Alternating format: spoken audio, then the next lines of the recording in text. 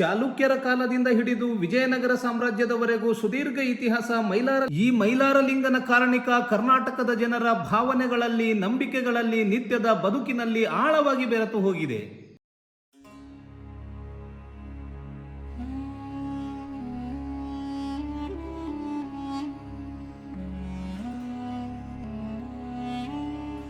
ಅಪಾರ ಗೌರವದ ರೂಪದಲ್ಲಿ ಮೈಲಾರಲಿಂಗನ ಕಾರಣಿಕ ನುಡಿಯನ್ನಾಲಿಸಲು ಬಕಪಕ್ಷಿಯಂತೆ ಕಾದಿರುತ್ತಾರೆ ನಾಡಿನ ಜನ.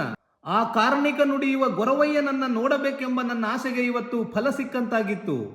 ಕಾರಣಿಕದ ರಾಮಪ್ಪಜ್ಜ ಎಂದೇ ನಾಡಿನಾದ್ಯಂತ ಮೆಚ್ಚುಗೆ ಪಡೆದುಕೊಂಡಿರುವ ಈ ರಾಮಪ್ಪಜ್ಜ ಅವರನ್ನ ನೋಡಿ ಕಣ್ತುಂಬಿಕೊಂಡ ಭಾಗ್ಯ ಲಭಿಸಿತ್ತು.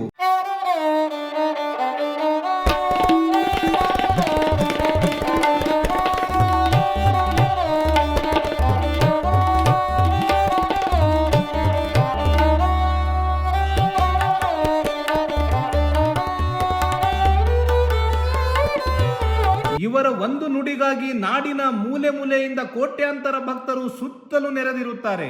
ರಥಸಪ್ತಮಿ ದಿನದಂದು ಬಿಲ್ಲನ್ನ ಪೂಜೆಗೈದು ಹಾಲು ಉಕ್ಕಿಸಿ ದೇವಾಲಯದಿಂದ ಉತ್ಸವ ಮೂರ್ತಿ ಹಾಗೂ ಬಿಲ್ಲು ದೇವರು ಡಂಕನ ಮರಡಿಗೆ ಹೋಗುತ್ತದೆ.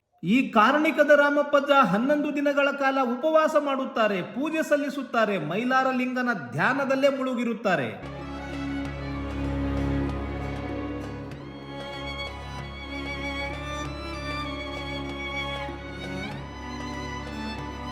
ಎರಡು 2016ನೇ ಇಸವಿಯಿಂದ ಇಲ್ಲಿಯವರೆಗೂ ವಿಶ್ವದ ಭವಿಷ್ಯವಾಣಿ ನುಡಿದಿರುವ ಇವರು ವಂಶ ಪಾರಂಪರ್ಯವಾಗಿ ಮೈಲಾರಲಿಂಗನಿಗೆ ಸೇವೆ ಸಲ್ಲಿಸುತ್ತಿದ್ದಾರೆ.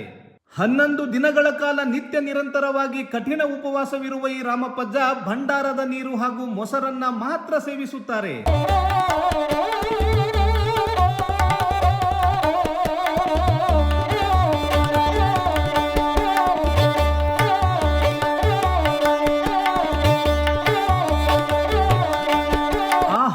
ದಿನಗಳ ಕಾಲ ಡಂಕನ ಮರಡಿಯಲ್ಲಿರುವ 15 ಅಡಿ ಉದ್ದದ ಬಿಲ್ಲನ್ನ ನಿತ್ಯವೂ ವಿಧ ವಿಧವಾದ ಹೂವುಗಳಿಂದ, ಕುಂಕುಮ ಭಂಡಾರಗಳಿಂದ ಅಲಂಕರಿಸುತ್ತಾರೆ. ಆ ಬಿಲ್ಲನ್ನ ನಿತ್ಯವೂ ಪೂಜೆ ಮಾಡುತ್ತಾರೆ.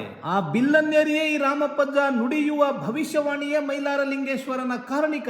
ಸಾಕ್ಷಾತ್ ಶಿವನನ್ನೇ ನೋಡಿದ ಅನುಭವ ಮೂಡಿತ್ತು ನನ್ನೆದೆಯಲ್ಲಿ. ಕಾರಣ, ಕೋಟ್ಯಾಂತರ ಭಕ್ತರ ಭಾವನೆಗಳ ಜೀವಾಳ ಈ ಮೈಲಾರಲಿಂಗೇಶ್ವರನ ಕಾರಣಿಕ. ಸುತ್ತಲೂ ಕಟ್ಟಿಗೆಯ ಸರಪಳಿಯನ್ನ ಕಟ್ಟಿ ಪ್ರಪಂಚದ ಭವಿಷ್ಯವಾಣಿ ನುಡಿಯುವ ಈ ಜಾಗವನ್ನ ಈಗಾಗಲೇ ಸಿದ್ಧಪಡಿಸಲಾಗಿದೆ. ನಾನಂತೂ ಈ ವರ್ಷದ ಕಾರಣಿಕದ ರಾಮಪ್ಪಜ್ಜನ ನುಡಿಗಾಗಿ ಕುತೂಹಲದಿಂದ ಕಾದಿದ್ದೇನೆ.